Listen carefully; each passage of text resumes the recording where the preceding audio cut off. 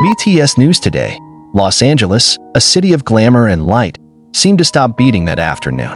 Behind the grandeur of a famous recording studio known for birthing countless masterpieces, a shocking incident shook the hearts of millions of BTS fans across the globe. Jungkook, the golden magnate who has long been admired for his strength under pressure, suddenly collapsed during a recording session. And Jimin, who was there beside him, couldn't hold back his tears as he watched his friend lying helplessly on the studio floor. That moment became not only a personal tragedy for the members, but a shared heartbreak deeply felt by the entire army. The day started off like any other, or so it seemed. BTS, although currently focused on individual activities and on a group hiatus, had been secretly returning to the studio together in Los Angeles for what insiders dubbed a timeless project. This wasn't just a musical reunion, it was an emotional journey back to the roots of their brotherhood. Jungkook and Jimin, known for having one of the deepest connections among the members, arrived earlier than the rest. They had spent several days in LA rekindling their closeness, which had been strained by solo commitments and the pressure of global fame. The recording took place in Studio A, a legendary acoustic room where global hits were born. Inside, it was just the two of them and a producer who had long worked with BTS. Jungkook stood before the microphone, wearing a gray hoodie and large headphones. His voice as he sang the first verse was crystal clear and emotional. Any listener could tell he was pouring his entire soul into the project. But as the session progressed, signs of exhaustion became increasingly apparent. He refused to take breaks even after the producer urged him to. His eyes turned red, sweat dripped from his temples, and his breath grew shorter. Jimin, sitting behind the observation glass, rose and entered the studio when he noticed Jungkook clutching his chest. "Are you okay?" he asked, his voice quiet but full of concern. Jungkook nodded quickly and forced a smile. But the smile didn't last. In a blink, his body swayed. The microphone stand wobbled, and a loud thud echoed as his body hit the floor. Jimin screamed, "Jungkook," and immediately rushed over. The terrifying seconds were captured by the studio's CCTV. A 23-second clip, allegedly leaked from internal recordings, quickly went viral online. In the video, Jimin is seen cradling Jungkook's head, calling his name repeatedly with a trembling voice. "Please, don't do this," he whispered, between sobs. One of the staff members rushed in and called for an ambulance. According to an insider, paramedics arrived approximately 6 minutes later. Jungkook was unconscious but breathing steadily.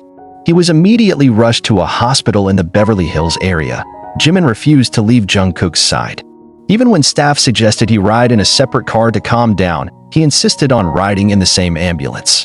On the way to the hospital, he held Jungkook's hand tightly, his lips trembling as he silently prayed. Meanwhile, news of the incident spread like wildfire. The hashtags #StayStrongJungkook and #JiminCrying quickly trended in over 60 countries. Fans from around the world poured out their love, concern, and emotional tributes. Many felt this was more than just a medical emergency, it was a symbol of the immense pressure they had endured for so long. At the hospital, Jungkook regained consciousness after nearly 2 hours in intensive care. What touched the staff the most was that the first words he spoke after waking up were, "Jimin Hyung." Was he crying? Jimin, sitting beside the bed, immediately embraced him. It was the second time he cried that day. Holding Jungkook's hand, he whispered, "Don't do that again." "I was so scared, Jungkook." Not long after, the other members began arriving. RM came first, his face tense, eyes swollen from crying during the ride. Taeyong and J-Hope followed, then Suga, who immediately demanded access to Jungkook's medical report to ensure no negligence had occurred. 3 hours after the incident, HYB released an official statement confirming that Jungkook suffered from extreme exhaustion due to lack of sleep, physical stress, and dehydration. They emphasized that he would need rest and further examination before resuming any activity. Jimin was also mentioned in the statement, which read, "We are grateful for Jimin's presence and genuine friendship during this critical moment." But beyond the formal statement, what dominated discussions was the mental toll on the members, especially Jimin. After the incident, he withdrew from social media. No posts, no comments, no public appearances. He stayed in the hospital with Jungkook for 2 nights, sleeping in the chair beside the bed and only leaving the room when absolutely necessary. People close to them said Jimin felt guilty, as if he could have done more to prevent it. But everyone knew Jimin had always been the one who quietly looked after Jungkook, making sure he ate enough, didn't stay up too late, and accompanying him to recordings so he wouldn't feel alone. Still, that day, even Jimin couldn't anticipate how fragile Jungkook had become.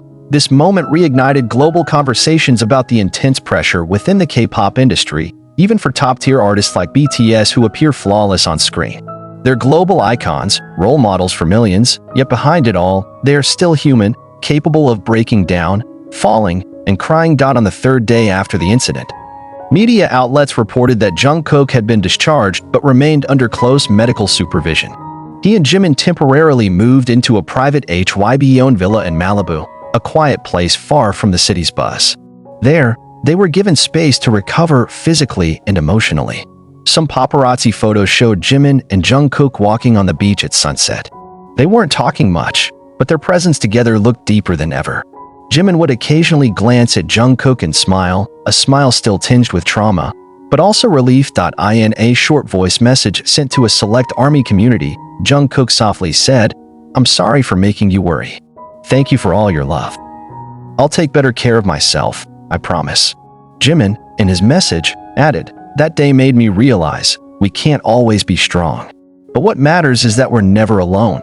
Thank you for staying with us, in joy and sorrow."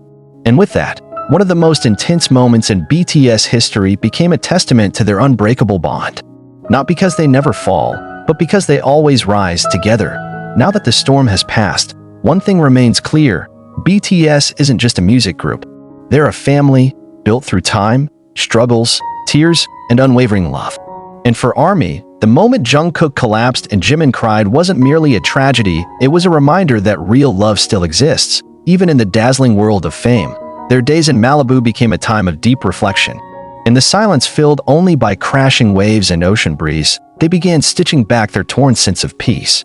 Nights spent sitting side by side on the villa balcony, without saying much, became their most meaningful hours.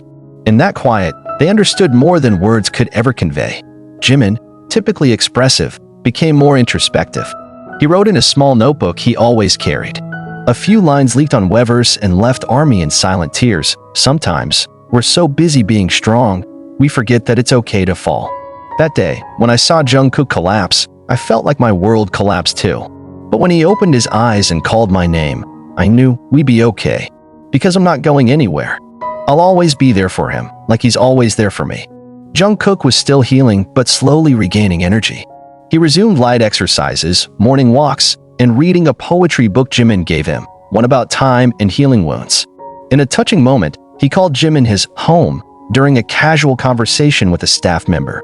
"I think Jimin Hyung is my home. I can fall in front of him and know he won't leave," he said with a faint smile. His face still pale, but his eyes were alive again.